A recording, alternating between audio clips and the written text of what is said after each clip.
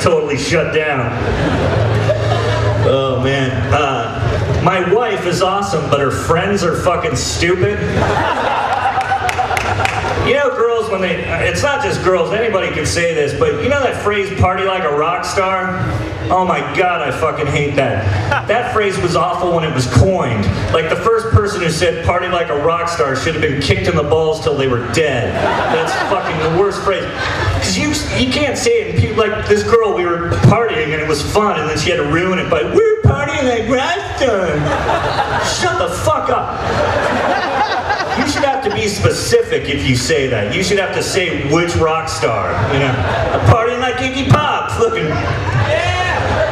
you know, or I'm partying like Eddie Van Halen, and then you have to like be specific about what era. You know, some of them aren't so cool. Like '78, that's fucking awesome. But now, Eddie Van Halen partying is just him with whiskey, looking in the mirror, going, "What happened?" That's him fucking partying. So I get a lot of spam emails. You know, there's the one about increasing your penis size and then also lowering your mortgage. The two most important things. And the one that I've seen lately, have you seen increase your loads? That spam email? Like, who wants that? More jizz. Ladies, when have you ever been like, ugh, is there more of that?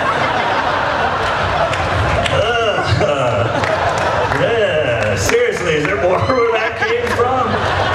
Because I almost puked. And I want to actually fucking puke. So please increase your loads. Ugh. I'll do one more. I was recently on the Conan O'Brien show and television. And Kate Beckinsale was there. And I don't know if you've ever seen her. She's been in a bunch of but turns out the hottest woman I've ever seen before in person in my life. Have you ever seen somebody so beautiful, so stunning that it makes you mad?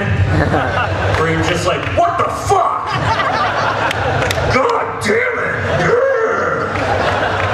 I'm like backstage at the Conan O'Brien show, fucking punching PAs, kicking shit over. God damn it, I can never have you! Smash! And she's on the show talking about how she had to do a sex scene in one of her shitty movies. And this is true, I'd never heard of this before. She said while the guy was doing the fake fucking, he had to wear a cock sock. And if you've never heard of that before, I hadn't either, but they put like a little sock, like a stocking on the dude's dick, and then they pull it back.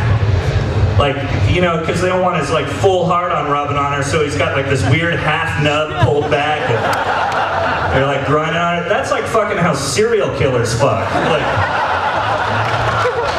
this weird stocking nub, just, sorry, Jesus, snap. You have to fucking break her neck when you're done. You have to. But I had never heard of it. I'd never heard of the fucking cock sock, because I've never done a sex scene in a movie, you know? I mean, I've done movies, but no sex scenes. I know my place. I know I never will do a sex scene in a movie. If I did get to, it would be like a horror movie. And I won't be the one having the sex. It'll be like some hot young couple getting it on, and I'm like the janitor watching them. The creepy redneck hotel owner just climbed in through the window. And they're getting it on hot teen style, and I'm over in the corner going, hey, get that shit! Get that shit, boy! And the guy will be like, what the fuck? And then I'll hit him with a shovel. And that'll be my sex scene. You guys have been fucking awesome, man. So cool.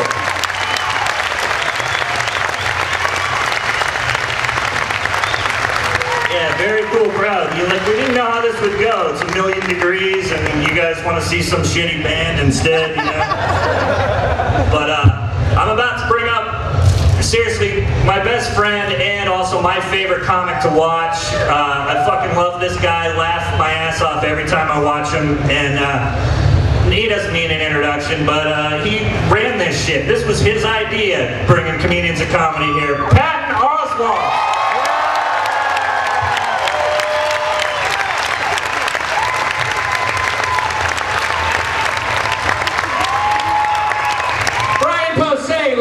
gentlemen. Holy shit. I hadn't heard the thing about snapping the neck. Oh my God in heaven. Holy shit. By the way, I'm not saying this to kiss y'all's ass because the show's almost over. Like we've had, you guys are so ridiculously good as a crowd that this kind of feels like a prank. Like you're all gonna go, ah, fucking idiot, you've been punked. Like, this was so much, we were all like thinking this is gonna be a fucking nightmare. Cause like, how many impediments can we put in an audience's way? Let's sit them down in a fucking oven and just blare like house music at them. And you guys have been so fucking cool. Because sometimes, like we do these shows in rock clubs and like 90% of the time, it's just great. And then every now and then, we have we did a show in Champaign, Illinois. And the club owner decided to send out an email to everyone saying, these comedians love drunken hecklers. So get as liquored up as you can. And by the way, these people were heckling us before we got on stage. Like, we'd be walking up and some guy would be going, fuck you, faggot! Let me talk for a second, please. Then you'll know I'm a faggot. Come on. But this one guy was yelling at me, and he was my biggest fan, and he would yell out the punchlines to all my jokes before I could say them, because he loved my jokes. So I would start a joke, and then he would just end it. He'd go, yeah, fucking Cornish game head through the Great Drains, woo! I'm like, so afterward, we're saying hi to the audience because we hang out and say hi, and he comes up and he's just dripping sweat, and he's like, oh my God, you're my favorite comedian. I said, look, dude, I really appreciate that, but you can't yell my jokes out because it fucks my act up. He goes, no, man, that's not true, because I like your stuff, so I'm yelling your jokes out. I go, yeah, but if you yell a comedian's jokes out, it ruins the set. He goes, no, it's like, he just kept arguing. I was like, no, dude, you really can't. And we went back and forth like 4 times, and then finally, he held up his left arm, which was severed at the elbow. He just had this much arm, and he goes, this is why I get to fuck with your set. For life, it's pretty good. It's pretty fucking good, man. Life's good.